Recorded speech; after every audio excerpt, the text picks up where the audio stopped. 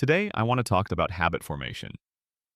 Many daily actions, such as checking your phone or brushing your teeth, are not decisions we actively think about. Instead, they are behaviors triggered automatically by certain situations.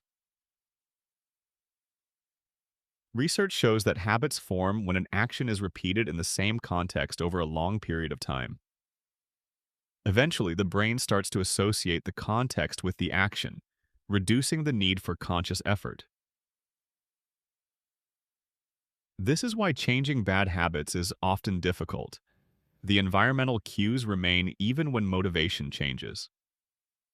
One effective strategy is to modify the context itself, for example, by removing triggers or replacing the routine with a different action.